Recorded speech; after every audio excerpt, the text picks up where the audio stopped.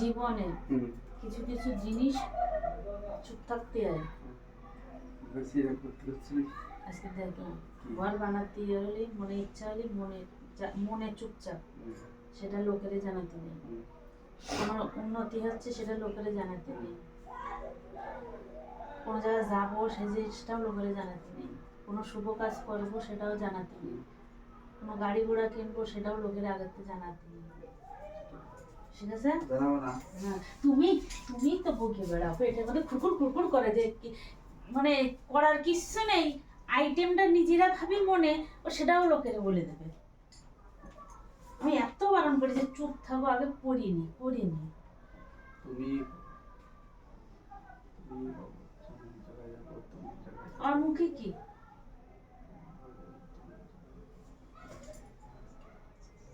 আমি কি করবো? আটি বান্ধব খুলে যাও,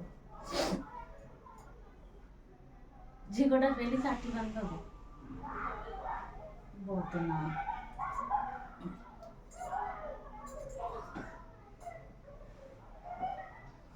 তোমার একটু দিমাগ কম আছে।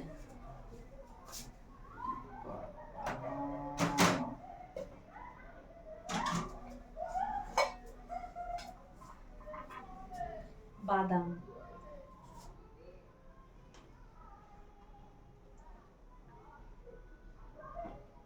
বাদাম পাইছে বলে তাদের লাগাতে আসছে, সব অন্য সময় আসতো না। কত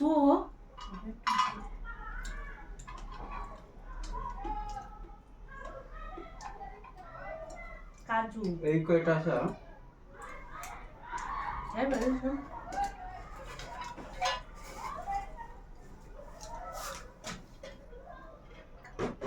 বাবা না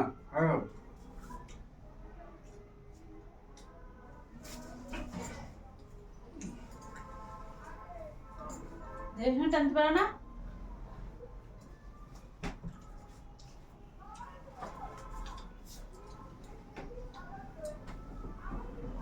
নাই না কবুল জানাম। শুনে শুনেও গান গাওয়ার ক্ষমতা নেই।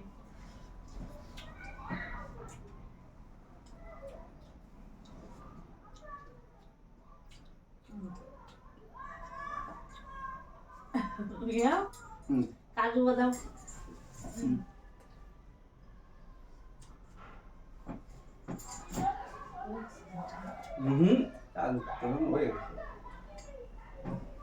হয়ে যায়,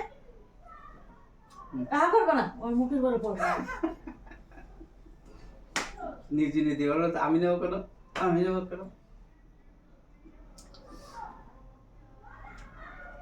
তোমরা জন্মিছই এটা খাওয়ার জন্য,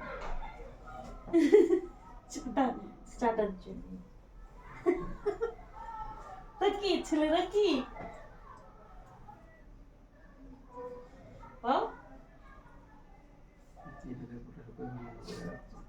চাটা চুটো তো কার জন্য? চাটার জন্য। কিছু দাও, বিশ্বাস হচ্ছে না? কিছু দাও। আচ্ছা শোনো, আমার পরিষ্কার করা তা পরিষ্কার করা তো না আছে, মা ফেলে দিলে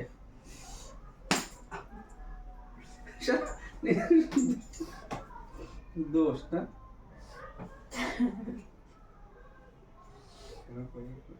আমি রোজ চান করার সময় নাক পরিষ্কার করি, তোমার মধ্যে ছেদার না আমি।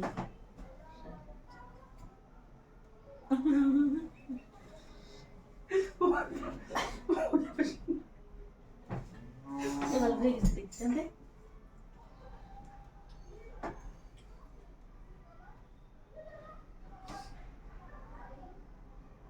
সরিষা মাছগুলো রান্না করেনি? সরিষাই লোক হচ্ছে রে। তুমি তো খালে না। ও না, হ্যাঁ মানে যা আসতে বলি যে বাদ দেবো খাওয়া না। আমি ওই পনির টুক নিয়েছিলাম প্লেট, আর যেতাম না। মা তো বাড়ি নেই, মার রান্না